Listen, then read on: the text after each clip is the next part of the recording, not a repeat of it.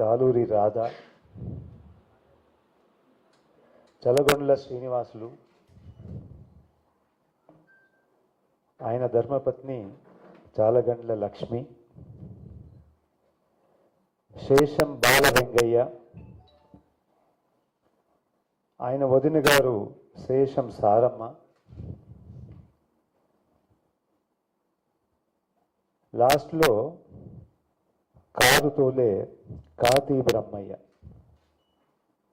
వీళ్ళందరూ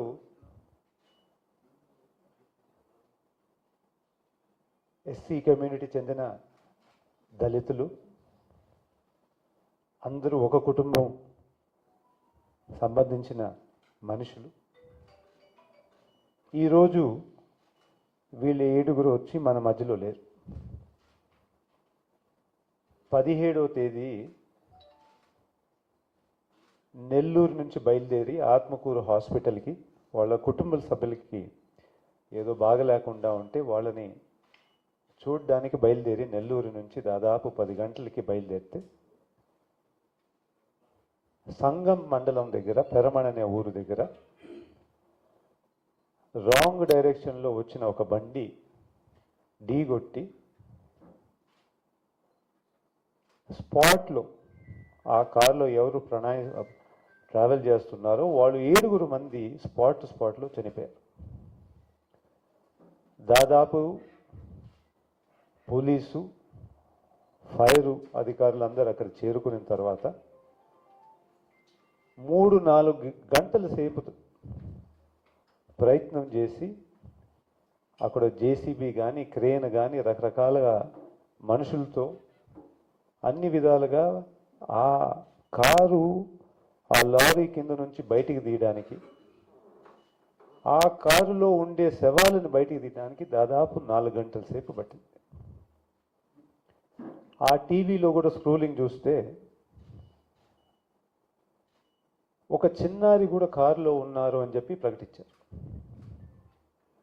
తర్వాత ఏం తేలిందంటే ఒక మనిషి మాంసం ముద్దలాగా అయిపోయి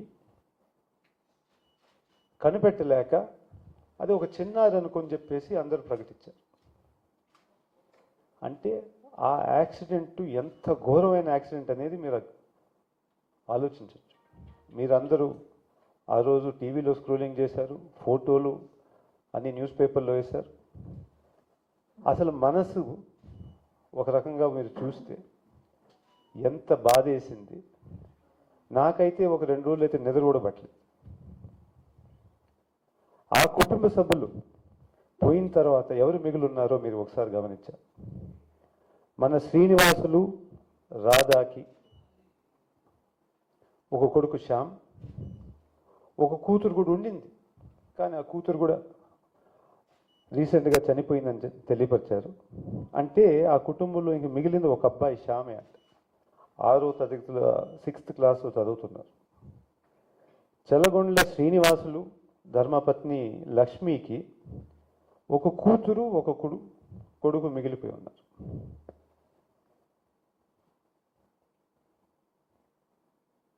కూతురికి చందు ప్రియ అనే పేరుతో ఆమె పుట్టినప్పటి నుంచి ఒక మెడికల్ కండిషన్ ఉందంట. అంటే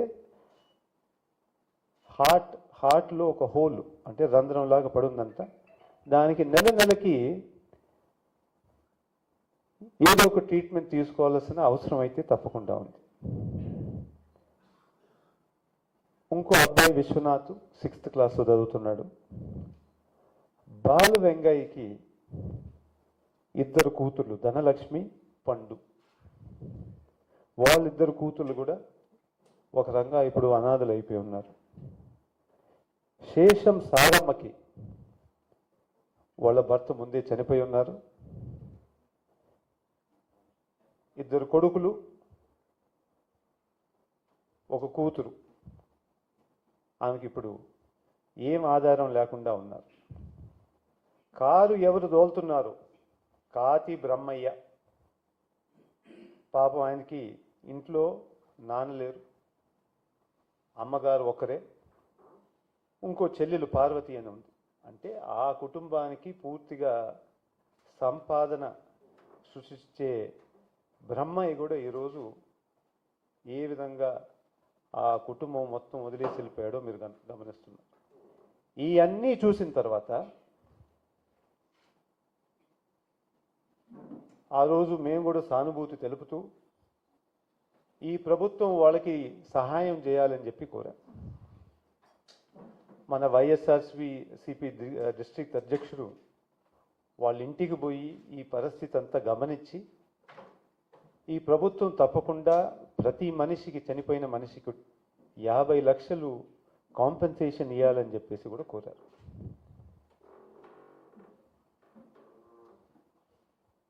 స్థానిక మంత్రి అయితే దాని గురించి ఏం మాట్లాడకుండా ఈ రోడ్డుని 2 లేన్ నుంచి 4 లేన్ చేయాలని కోరుకుంటున్నానని ప్రకటించారు. ముఖ్యమంత్రి గారు అయితే డ్రైవరు తప్పుంటే తప్పకుండా తొందరగా చర్యలు తీసుకోండి అధికారులందరికీ కూడా చెప్పడం జరిగింది. వేరే వాళ్ళు ప్రభుత్వం తరఫున చనిపోయిన వాళ్ళకి 5 లక్షలు ఇస్తాము అని చెప్పి ప్రకటించారు. 5 రోజులు అయిపోయింది. నాకు తెలిసి ఇప్పుడు దాకా ఒక్క నాయకుడు కూడా రాలేదు ఈ కూటమి ప్రభుత్వం తరఫున. ఆ కాంపెన్సేషన్ అందిందో లేదో కూడా మాకెవరికి తెలియదు. ఆ రోజు మేము కూడా అనుకున్నాం, ఏంది పాపం వాళ్ళ అదృష్టం బాగాలేదు. ఆ రోజు ఆ యాక్సిడెంట్లో ఒకే కుటుంబం తరఫున 7 మంది చనిపోవడం అనేది చాలా బాధాకరం అని చెప్పి వదిలేసుకున్నాం కూడా.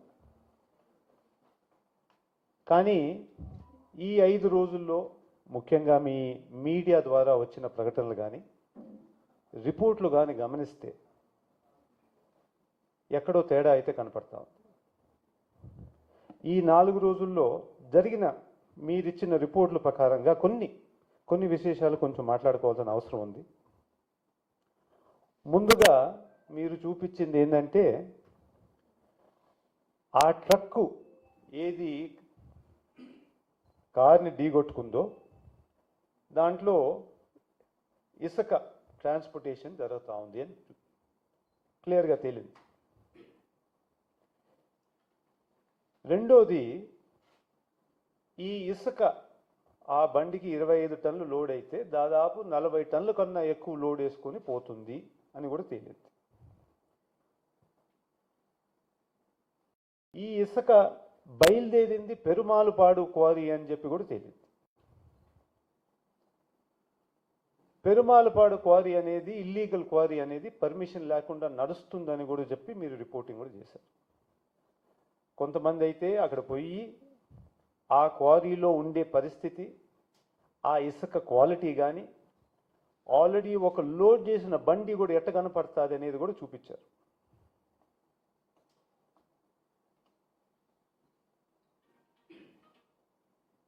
ఆ క్వారీ పర్మిషన్ లేదు అనేది తెలిపాయి. అంటే క్లియర్ కేస్గా ఇల్లీగల్ శాండ్ మైనింగ్ అనేది మాత్రం బయటకు వచ్చేసింది. అయితే ఈ మైన్కి రీసెంట్గా దాదాపు 1 నెల రోజుల ముందర ఒక కాంట్రాక్ట్ ఇవ్వబడడం జరిగింది. అంటే ఈ క్వారీలో 16 లక్షలు పెట్టి ఒక గ్రావెల్ రోడ్డు తయారు చేయమని చెప్పేసి ఒక వర్క్ ఆర్డర్ అయితే రిలీజ్ చేశారు. ఎంఎన్ఆర్ఈ చేసి కాపీ మీ అందరికి కూడా ఇస్తాను, మీ అందరే బయట పెట్టారనుకుంటాను. ఇది దాంట్లో రాయడం కూడా ఏం జరిగిందంటే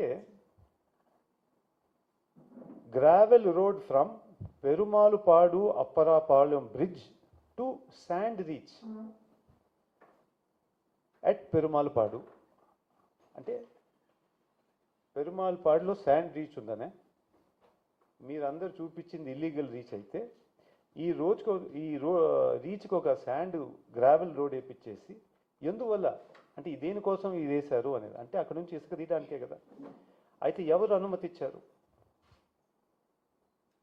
ఎవరు మీరు అంతా ప్రకటిస్తున్నారు కదా, మన ఆత్మకూరులో పెద్ద విధంగా మాఫియా డాన్లు తయారైపోయినారు, శాండ్ మాఫియా డాన్లు అనేది. ఈ డాన్ ఎవరు అనుమతి ఇచ్చింది? ఈ రోడ్ వేయడానికి, ఇక్కడ నుంచి ఇసుక వేయడానికి అనుమతి ఎవరు ఇచ్చారు అని అడగాల్సిన క్వశ్చన్ అయితే ఉంది. దాని తర్వాత కలెక్టర్ గారైనా కానీ దీనికి ఎట్ట పర్మిషన్ ఇచ్చారు? అసలు మీరే కదా ప్రకటించేది శాండ్ రీచ్లు ఎక్కడెక్కడ ఉన్నాయనేది. అట్లాంటిది పెరుమాళుపాడు దగ్గర శాండ్ రీచ్ లేనిది ఈ వర్క్కి, ఈ గ్రావెల్ రోడ్ వేయడానికి ఎవరు కలెక్టర్ గారు ఏ విధంగా అనుమతి ఇచ్చారని కూడా మేము అడుగుతున్నాం.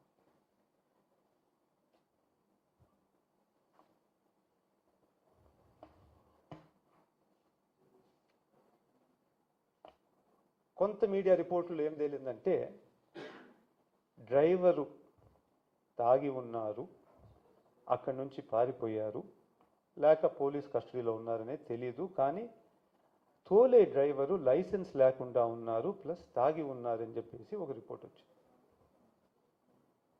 అదే రోజు ఎస్పీ గారు కూడా ఆ రోజు విజయవాడలో ఉన్నారనుకుంటాను. సాయంత్రం 8:30కి యాక్సిడెంట్ స్పాట్కి చేరుకున్నారు. అక్కడంతా పరిశీలించిన తర్వాత మీడియా మిత్రులతో మాట్లాడుతూ ఎవరో క్వశ్చన్ అడిగితే ర్యాష్ డ్రైవింగ్, నెగ్లిజెంట్ డ్రైవింగ్ వల్ల యాక్సిడెంట్ జరిగింది, డ్రైవర్ మా కస్టడీలో ఉన్నారు, డ్రైవర్ కనకపోయినా అక్యూజ్డ్ మా కస్టడీలో ఉన్నారు, తొందరలోనే నిజాలంతా బయట పెడతాము అన్నారు. ఆ రోజు రాత్రి దాదాపు పొద్దున్న 2:30 ఎఫ్ఐఆర్ నమోదు చేశారు. దాంట్లో అక్యూజ్డ్లో number 1 tipper driver, number 2 tripper owner, number 3 mafia don Bujjinaidu అని చెప్పేసి ఎఫ్ఐఆర్లు నమోదు చేశారు. వింతగా అక్కడ ఏంటంటే ఆ టిప్పర్ నంబర్ దగ్గర కార్ నంబర్ అయితే ప్రకటించారు.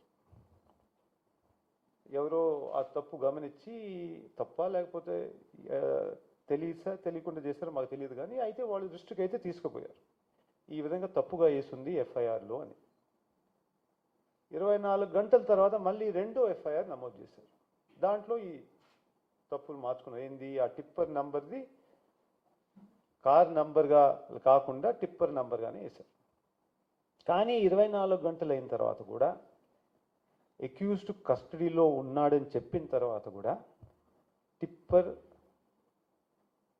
డ్రైవర్ పేరు రాయలేదు, టిప్పర్ ఓనర్ పేరు రాయలేదు. అది ఎందువల్ల రాయలేదు అనేదైతే పెద్ద ప్రశ్న అయితే వస్తుంది. టిప్పర్ ఓనర్ ఎవరైనా నంబర్ కొడితే ఒక 5 సెకండ్లో ఆ బటన్ నొక్కితే మీకు టిప్పర్ ఓనర్ ఎవరనేది బయటకు వస్తుంది. అంత కష్టమైన పని ఈ బండి ఓనరు టిప్పర్ నంబర్కి ఓనర్ ఎవరనేది తెలుసుకోవడానికి మన పోలీస్కి అంత కష్టంగా ఉందా, లేకపోతే ఒత్తిడి ఉందా? నిజంగా పోలీసు వాళ్ళు మెచ్చుకోవాలి. అంటే ఎంత ఒత్తిడి వచ్చినా కానీ నిజం రాకపోయినా అబద్ధం మాత్రం చెప్పట్లేదు. వాళ్ళు నిజంగా మెచ్చుకోవాలి. వాళ్ళకి పడే ఒత్తిడి అనేది ఇప్పుడు బయటికి పడతా ఉంది.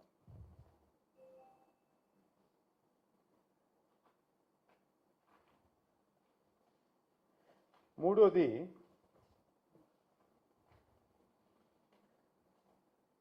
మీ రిపోర్టుల ప్రకారంగా ఆత్మకూరులో దాదాపు ప్రతిరోజు 150 బండ్లు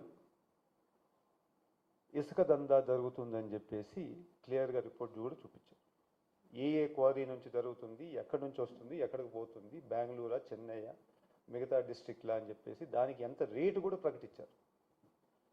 ఆ ప్రకటించిన రేటు ప్రకారం మీరు చెప్పిన సంఖ్యల ప్రకారం అంటే ఆత్మకూరు మాఫియా డాన్లకి దాదాపు ప్రతిరోజు 30 నుంచి 50 లక్షల సంపాదన ఆయాదం జరుగుతుందని చెప్పేసి లెక్కలైతే పెద్ద కష్టం కాదు. 150 బండ్లు, బండికి ఎంత ఆదాయం వస్తుందనేది చూసుకుంటే వాళ్ళ సంపాదన దాదాపు 30 నుంచి 50 లక్షలు ప్రతిరోజు జరుగుతుందని చెప్పేసి లెక్కేయచ్చు.